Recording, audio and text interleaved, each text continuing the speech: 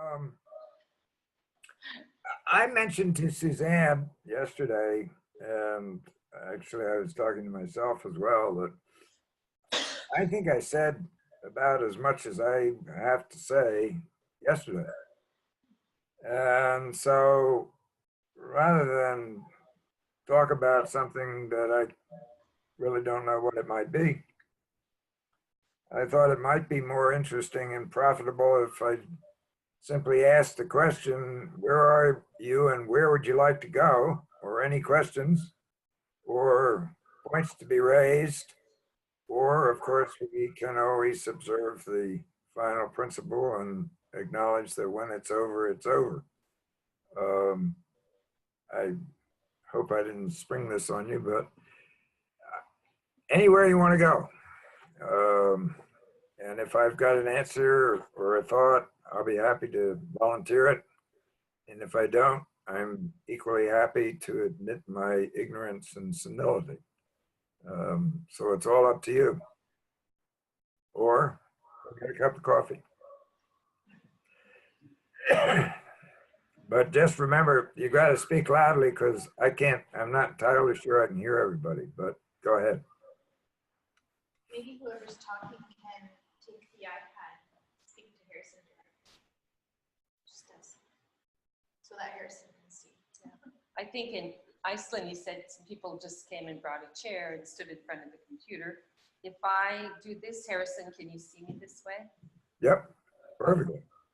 So I'll make a statement and then I'll ask a question. Yesterday, Harrison talked about the course that he's going to be giving in Washington, or rather the opening of space. So he sent his course outline or his invitation, or what did you call it? What did you call that? And we will be including it with you so you can see. It comes in its flaming glory, pure as language, as he gave it to us yesterday. It's really cool. My question to you that I wrestle with in the context of what you talked about yesterday, it's navigating pessimism and optimism. I like to cry a lot. I do that. It happens automatically. So I feel like I want to do that right now, but it just popped up. I find it difficult at times to think how joyful I can feel and optimistic and excited and energized. And at the same time, hold the pain or feel the pain of so much that's happening. I'm thinking, do you feel like that, Harrison? Do others? You know, I don't always feel so good at just like releasing that pain part, because I think it's part of the joy part. So anyway, that's just what popped into my mind. And sorry for crying, but I need to do that. No need to apologize. Pardon me? No need to apologize. Thank you. Yes, you do. I need to apologize for apologizing. But I also cried in the movie. So anyway, any comments? And I think I would like to say the comments can be addressed to Harrison and they can be addressed to anybody else too. But I have felt more of the joy here and less of the pain here. And the joy that I feel here helps me handle the pain that's out there and drives the work that we do in the life that we do. Well, I understand this business of crying. I do a lot of myself. I can even cry at a commercial. I'm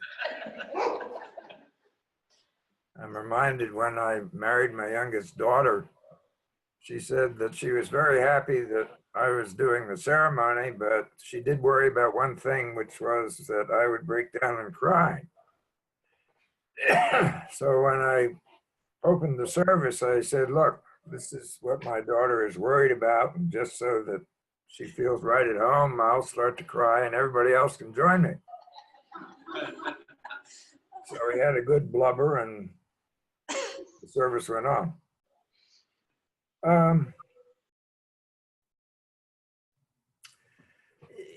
We're in a moment of transformation.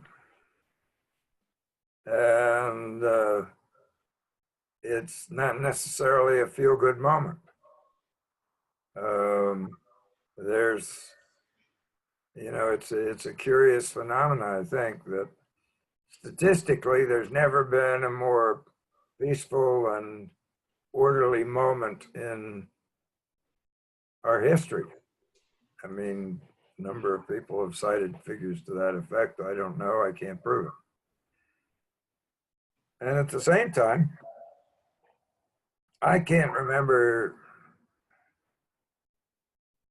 until back to World War II, a level of anxiety and malaise and wandering about.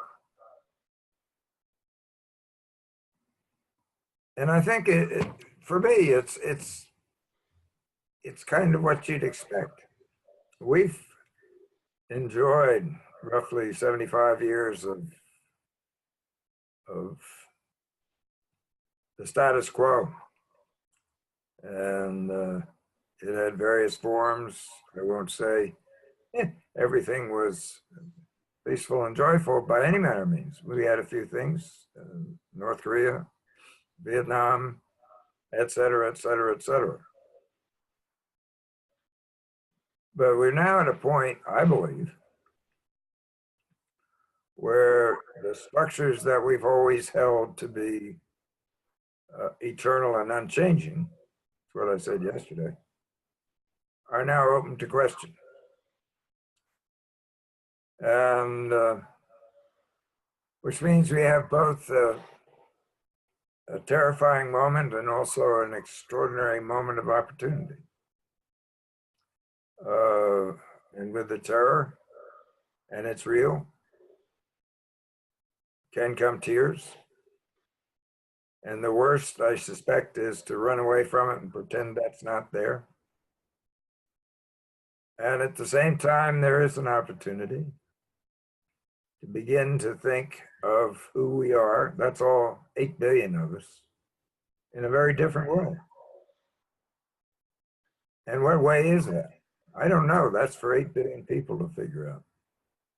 One of the interesting or nice or whatever things about being 83 is that I am, as they say, a short timer. You guys are going to be living with us. I don't think that's bad. We haven't had an opportunity like this for a long time. But as I said yesterday, I don't think that, well, I would be very skeptical of anybody who came up and said, well, I know exactly what we ought to do. We have a gentleman who says he can fix it all. Well, I don't think so. And I don't think it's all going to get, quote, fixed tomorrow either.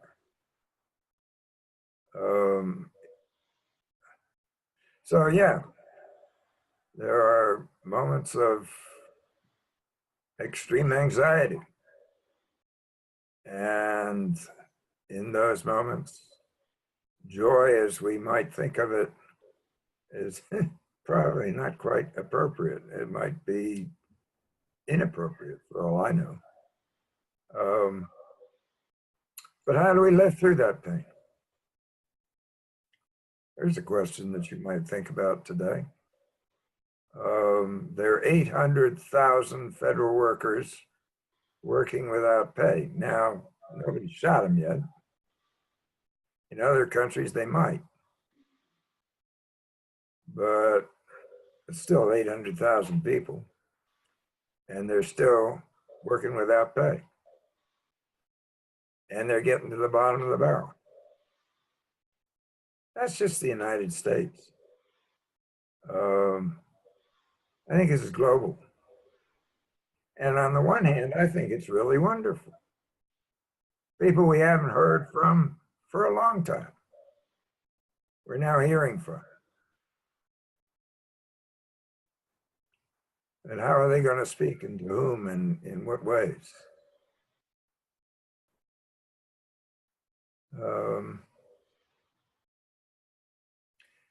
Not to beat a dead horse, doing open spaces all over the place is always nice. But we're talking about an intense gathering of 8 billion people. I think it's fair to say we do have the technology, electronic, and one of the wonderful things about the 30-year experiment of open space is nobody would believe this, but it's just experienced time and time again. You can take 3,000 of the most cantankerous people who are spending their lives killing each other, and if they share a common question, in 1 hour, bring them into a situation where I won't say they're best buddies, but they'll come out of it more often than not hugging and kissing. And I've done it. And I know others in the room have done it too. So I consider those test cases. It sort of, blew your mind away. And in the midst of situations that make what's happening here in the United States look absolutely whatever, Pacific. I'm talking the Middle East, I'm talking Southern Africa, I'm talking a variety of places. This can happen. And the joy comes, and it's there. When people crack through and find different ways of being. That's a privilege you all will have, watching that occur. So yeah, the pain's there. The sadness is there. The opportunity is there. And believe me, be prepared to be surprised. So where's that take you? Thank you.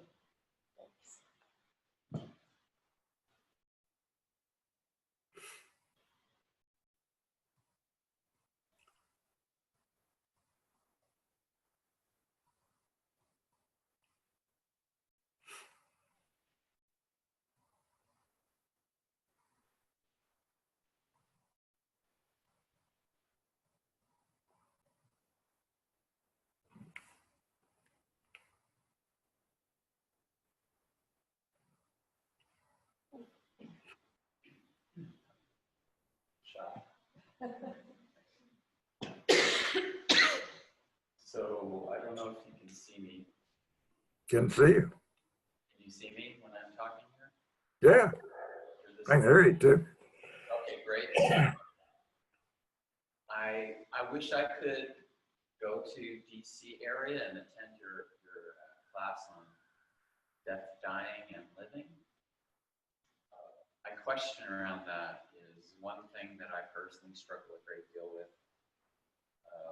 It's kind of, I feel like I have these incredible pearls, and like open space is just so profoundly wonderful. And I invite people to share these pearls. And it might be in my own personal wiring, but I feel like at some level, every time someone says no, I die, and I'm afraid of that. I'm going through that over and over again.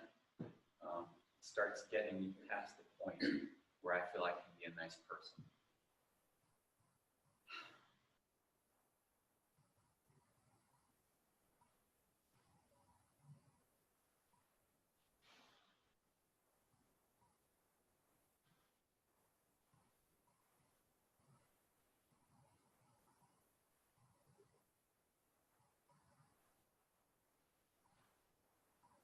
Any thoughts? Yeah. The first one is, Harold, I love you dearly, and you keep setting yourself up. You're not inviting anybody into open space. They're already there. They're just doing it badly. Okay. So maybe I'm doing badly too. There are a whole mess of people on this planet that spend most of their time trying to avoid being who they are. And I'm always sad when I see that, but that doesn't change the reality. And I just speak personally. You know, the old statement, you can take a horse to water, but you can't make it drink. I heard you can salt their oats, though. Do what? You can salt their oats. Well, yeah, you can do a whole mess of things. Probably what they'll do is not eat the oats. I mean, it's always amazing to me the extent and the lengths to which people will go in order to fail. I mean, I know this sounds ridiculous, but a lot of my life was spent in the corporate world. And I watched senior executives refusing to do the absolute obvious and totally jeopardizing their total enterprise. Now, you know, that was just a corporation. But I mean, here's a guy, and it was typically guys, who avoided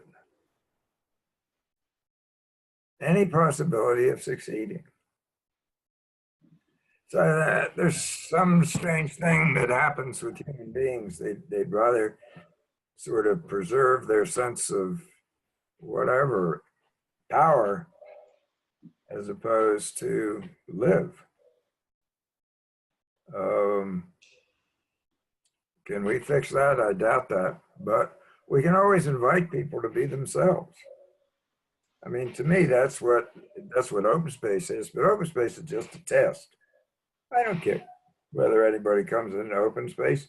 I want to, the best I can, in whatever situation I'm in, with whoever I happen to be talking to or just being silent with, create an environment in which, guess what? The right people show up.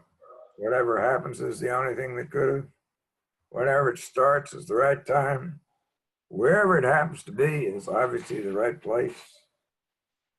And when it's over, it's over. You know, we don't create those. That's, I mean, at least from where I sit on this planet, that's what happens when people get together and seriously engage each other. And then there are a whole mess of other situations where, I don't know, we all have to follow the proper process and so forth and so on. And I can understand at times the proper process is a nice thing, but isn't it odd that we mistake the process for life? I mean, it's kind of like, you know, it's drinking the can and not the Coke. I mean, that gives me a chuckle. Is it funny? Well, it's odd, that's for sure. So yeah, I know where you're at, but I think it's very easy just turn it around. You're never going to invite anybody into open space. They're already there. You can just invite them to show up, and they may or may not do it. They don't have to do anything in particular. If they show up, I would be willing to bet you that their showing up looks a lot more like open space than any of the official processes you're talking about, like dialogue or future search or whatever. That was a gift that Claudia Gross gave me talking about Tire Square. And she said, no, it's wonderful. She was just talking. She said, you know, that there are a million people out in that square, and they all formed in circles. And the circles would go around, it would get intense. And if you got near one, it sounded just like an open space. I mean, people were talking about, I've never felt so free in my life. I was talking about stuff I really cared about. And there were tears, and there were hugs. There were all those things. And then the circles would spin out and reform, spin out and reform. And, you know, I said, Claudia, you just pointed out something that I've always known, I guess, but I never could get it in words, which is wherever it happens is fine. the right place. That was Tahrir Square. We didn't have a facilitator. As it turned out, it was, at least on that one, was relatively peaceful. And then I get back and I'm talking to a good friend who was in Tiananmen Square. And I remember how it came up. She said exactly the same thing. There would be these circles of students. It would get intense. It was freeing. It was joyful. Now that one ended up a little differently, as we all know. But, you know, to me, the point is, it's not that we're introducing this weird thing called talking to each other seriously. It isn't that we've even created a process that enables that. But maybe what we have done that is useful is on the basis of our common and shared 30-year experience in 500,000 places. Say, as unlikely as it may seem to a whole mess of people who seem to be more interested in failing than succeeding for whatever reason. It's absolutely true that 250 rabbis and imams from all over the world gathered together for 2 days. And one night, nobody could go to sleep because they were all singing and dancing. I mean, this shouldn't happen. Or 50 Palestinians and Israelis, the security types. I mean, these were not the peacenikers. One guy said to another when they got together, he said, you know, this is odd. We're in business to kill each other. And that was true. And for 2.5 days, every issue that you've ever heard about the Middle East was on the table, and a lot you never did.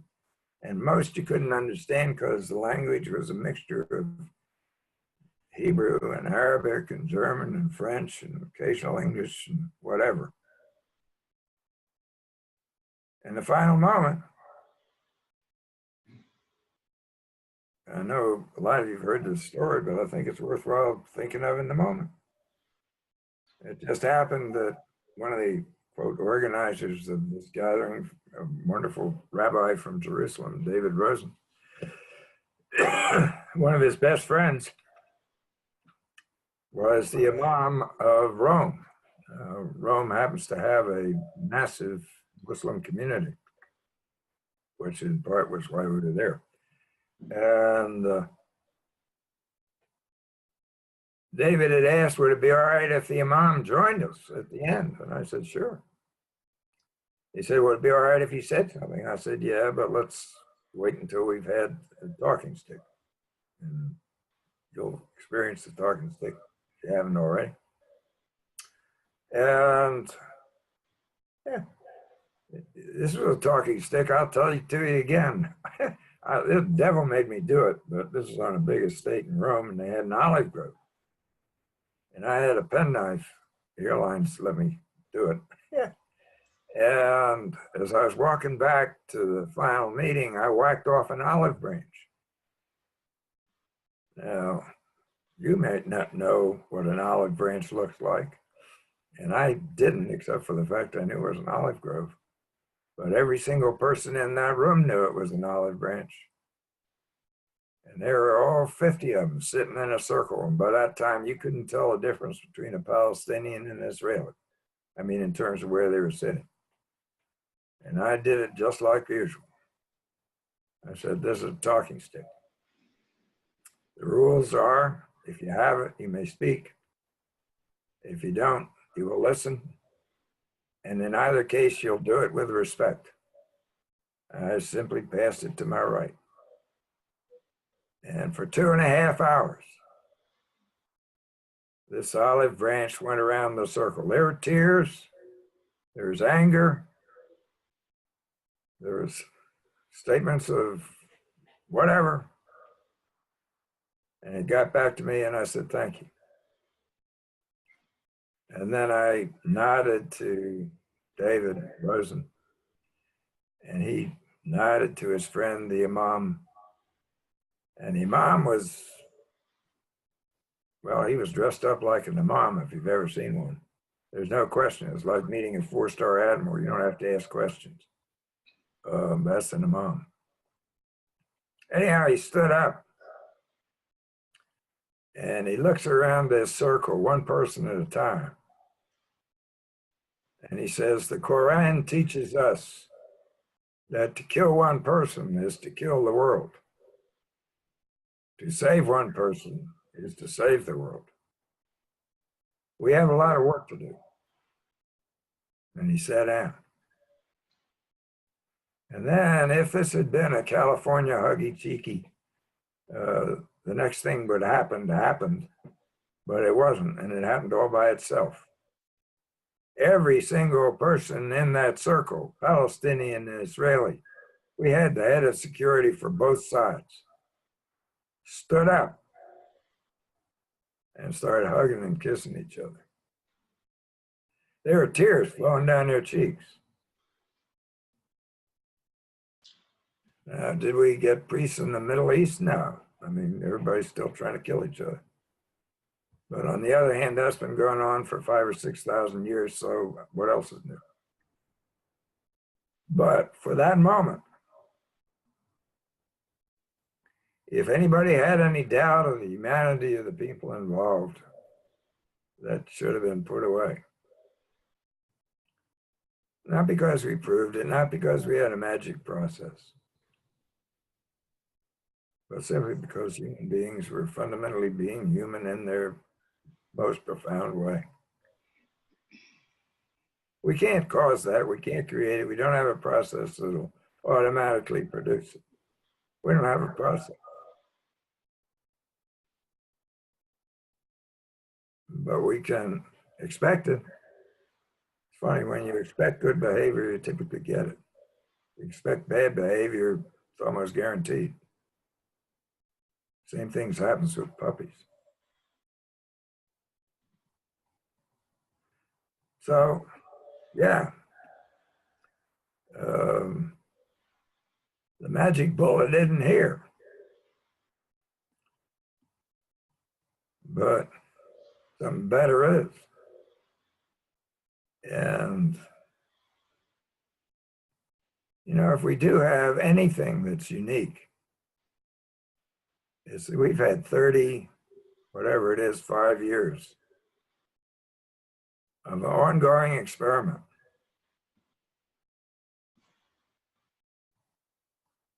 Every single time space is open, every single principle and practice that I know of that has anything to do with management of meetings as we've been taught it is violated. Not one. Doesn't that tell you something? And that being the case, and considering the number of people who make their living off of all those principles, is it surprising that they find open space, forget about shocking, just unbelievable? Well, that's their problem. And what I know is any group of people anywhere in the world, and I can't say I've been everywhere, but I've surely covered the globe. If you're there present with them and they feel your respect and your openness, amazing things happen. And it really isn't your logic. I mean, that's the trouble with the plans everybody makes. It may be very logical and the right thing to happen in New York City and absolutely the wrong thing to happen in South Korea. Hello there, sister.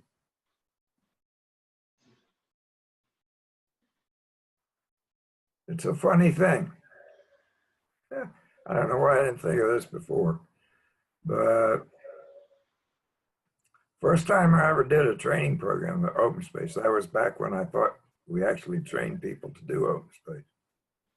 And it was right after the New York Times had written a 2-page feature article on the open space we did at Rockport Shoes. The training program was in Bar Harbor, Maine. And I don't know, there were 40, 50 people there. But 2 of them I knew immediately. Not because of the way they were dressed, because they were in civilian clothes, but they were Mother Superiors. Now, sister, you know Mother Superiors. It's kind of like admirals. You know a Mother Superior when you see a Mother Superior. And there were 2 of them. And I think it's kind of endemic to the species. They tend to gaggle up. It doesn't mean they won't talk to anybody else, but they'll talk to each other first. So they were over in the corner.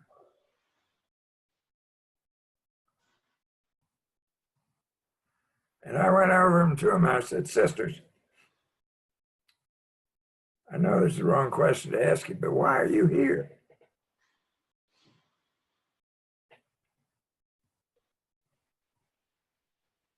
And there was silence for a long time. And one of them said, well, it's a big secret, but this is the way we are.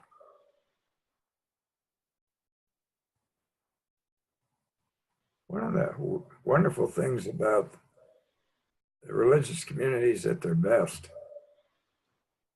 is they're authentic. They're present. They're joyful. They enjoy the silence.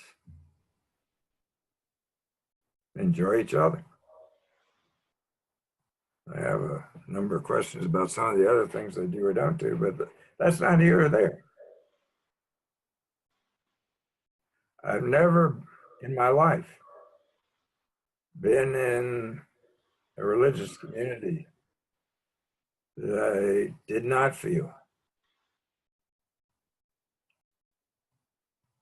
that sense of peace and presence that, frankly, I've experienced and you've experienced so many times at open space. It has nothing to do with the order of or the whatever or open space technology. It has to do with people being fully present to people. And when that happens, that's joy. And it happens anywhere, anytime that we let it, I find. So, hey, Harold, stiff upper lip. Your work's done for you. You don't have to invite anybody into open space. You might just have to remind them occasionally they're already in it. Indeed, that's their major problem. Because things end up happening that they didn't order or call forth. And if they just shut up and listen, they'd find out that those things are typically better than all the stuff they thought they knew how to do. Anyhow, where are we? Are we done? Is it time to go and do something else? Does anyone have any burning questions? I'm not trying to get out of here, but we've been at it for a while. I have a question. Oh, your son has a question. No, Do I need to walk over here? you can do whatever you want to, Barry. There we go. Yeah, the battery was going low. You remember Marshall? Yeah, I had a long conversation with Marshall yesterday. He says hi. hey, got my eye back. So through the years, you made a big impression on him because he couldn't stop talking. 30 minutes. And all about you, though, and how what you're doing is so great. It's impacted so many people.